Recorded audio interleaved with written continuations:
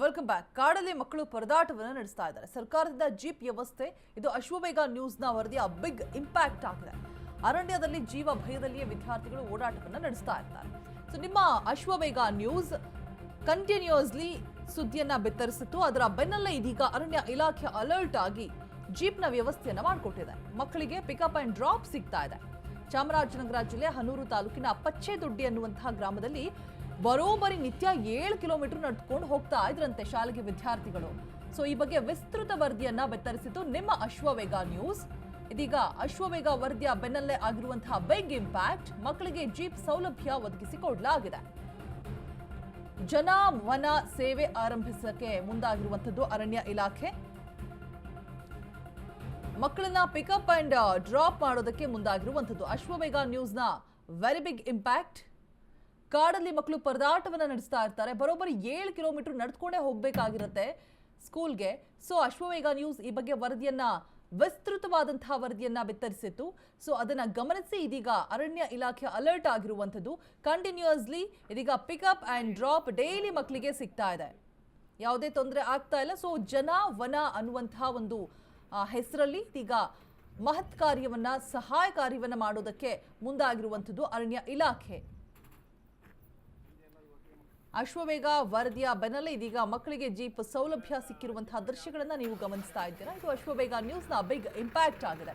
ವಿಸ್ತೃತವಾಗಿ ವರದಿಯನ್ನ ಬಿತ್ತರಿಸ್ತಾ ಇದ್ವಿ. ಸೊ ಅದನ್ನ ಗಮನಿಸಿದಂತಹ ಅರಣ್ಯ ಇಲಾಖೆ ಇದೀಗ ಮಕ್ಕಳಿಗೆ ಜೀಪ್ ವ್ಯವಸ್ಥೆಯನ್ನ ಮಾಡಿಕೊಟ್ಟಿದೆ ಓಡಾಡೋದಿಕ್ಕೆ.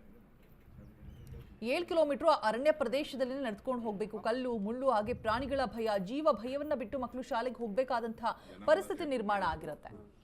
ಸೊ ಅದೆಲ್ಲವೂ ಕೂಡ ಇದೀಗ ಅಶ್ವವೇಗ ನ್ಯೂಸ್ನ ಈ ಒಂದು ಬಿಗ್ ಇಂಪ್ಯಾಕ್ಟ್ ಆಗಿರುವಂಥದ್ದು. ವರದಿ ವಿಸ್ತರಿಸಿದ ಬೆನ್ನಲ್ಲೇ ಇದೀಗ ಮಕ್ಕಳಿಗೆ ಸಹಾಯಕಾರಿ ಆಗಿದೆ. ಇನ್ನೂ ಹಲವಾರು ಸಹಾಯಕಾರಿಗಳಲ್ಲಿ ಭಾಗಿಯಾಗೋದಕ್ಕೆ ಜನವನ ಅನ್ನುವಂತಹ ಒಂದು ಅಭಿಯಾನವನ್ನು ಕೂಡ ಹಮ್ಮಿಕೊಂಡಿದ್ದಾರೆ ಅನ್ನುವಂತಹ ಮಾಹಿತಿ ಲಭ್ಯ ಆಗ್ತಾ ಇದೆ ಸದ್ಯಕ್ಕೆ. ಮೊದಲು ಆರೋಗ್ಯ ಇಲಾಖೆಗೆ ತಗೊಂಡು ಆಮೇಲೆ ಪ್ರಾಧಿಕಾರದವ್ರನ್ನ ಕೇಳಿದ್ವಿ. ಅವ್ರು ನಾವು ಕೊಡೋದಿಲ್ಲ ಅದು. ಹಂಗಾಗಿ ನಾವು ಜಿಲ್ಲಾಧಿಕಾರಿಗಳ ಹತ್ರ ಮಾತಾಡಿ ಮಾಡಿಸುವ ಅನ್ನೋ ಪರಿಸ್ಥಿತಿಲಿ ಇದ್ವಿ.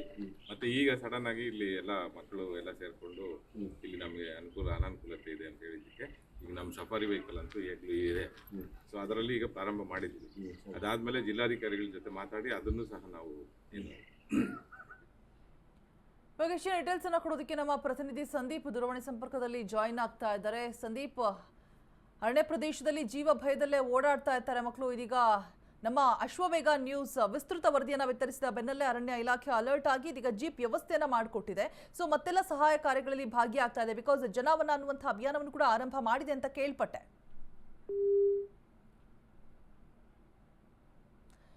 ಸಂಪರ್ಕ ಕಡಿತ ಆಗಿದೆ, ಮತ್ತೆ ಸಂಪರ್ಕ ಮಾಡುವಂತಹ ಪ್ರಯತ್ನವನ್ನ ಮಾಡಲಾಗುತ್ತೆ. ಸೊ ನೋಡ್ತಾ ಇರಬಹುದು ಮಕ್ಕಳೆಲ್ಲ ಎಷ್ಟು ಖುಷಿಯಾಗಿ ಹೋಗ್ತಾ ಇದ್ದಾರೆ. ಅಂದ್ರೆ 7 ಕಿಲೋಮೀಟರ್ ನಡೆಯೋದು ಅಂದ್ರೆ ಅಷ್ಟು ಈಸಿನಾ? ನಮಗೆ ಈಗಿನ ಕಾಲದಲ್ಲಿ 1 ಕಿಲೋಮೀಟರ್ ನಮ್ಗಳಿಗೆ ನಡೆಯೋಕ್ಕಾಗಲ್ಲ. ಹಿಂದೆ ಎಲ್ಲ ನಮ್ಮ ಅಜ್ಜಂದ್ರು ಮತ್ತೆ ಅಪ್ಪಂದ್ರ ಕಾಲದಲ್ಲಿ ಓಡಾಡ್ತಾ ಇದ್ರು ಸ್ಕೂಲ್ಗೆ 4 ಕಿಲೋಮೀಟರ್ 5 ಕಿಲೋಮೀಟರ್ ಗಟ್ಟಲೆ. ಸೊ ಈಗ ಈ ಕಾಲದಲ್ಲೂ ಕೂಡ 7 ಕಿಲೋಮೀಟರ್ ಅರಣ್ಯ ಪ್ರದೇಶದಲ್ಲಿ ನಡ್ಕೊಂಡು ಸ್ಕೂಲ್ಗೆ ಹೋಗ್ಬೇಕು ಅಂದ್ರೆ ನಿಜಕ್ಕೂ ವಿಪರ್ಯಾಸವೇ ಸರಿ ಇದು.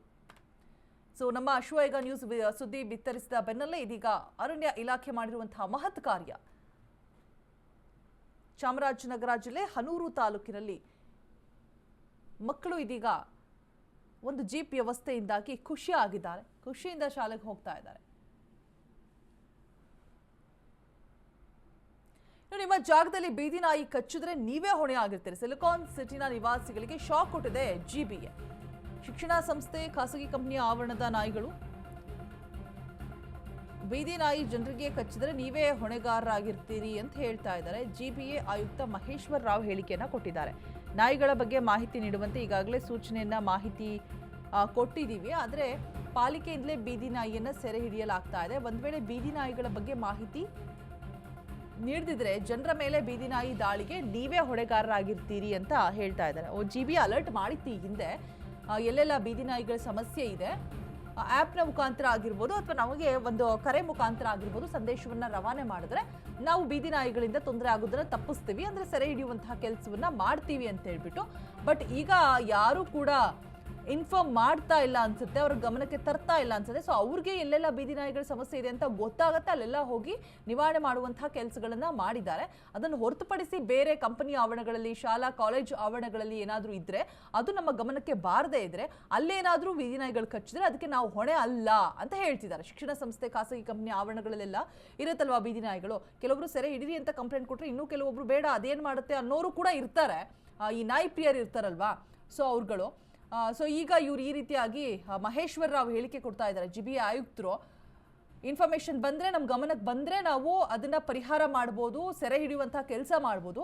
ನಮಗೇನು ಗಮನಕ್ಕೆ ಬರಲಿಲ್ಲ ಅಂತ ಅಂದ್ರೆ, ಅಲ್ಲಿ ಏನಾದರೂ ಬೀದಿ ನಾಯಿ ಇದೆ ಅಂತ ನಮ್ಮ ಗಮನಕ್ಕೆ ಬಂದು ಅಲ್ಲಿ ನಾವು ಸೆರೆ ಹಿಡಿದಿಲ್ಲ ಅಂದ್ರೆ ಅದಕ್ಕೆ ನಾವು ಹೊಣೆ ಆಗಿರ್ತೀವಿ. ಇನ್ ಕೇಸ್ ನಮ್ಮ ಗಮನಕ್ಕೆ ಬರ್ದೇನೆ ಅದಾದ್ರೆ ಅದಕ್ಕೆ ನೀವೇ ಹೊಣೆ ಅಂತ ಹೇಳ್ತಿದ್ದಾರೆ.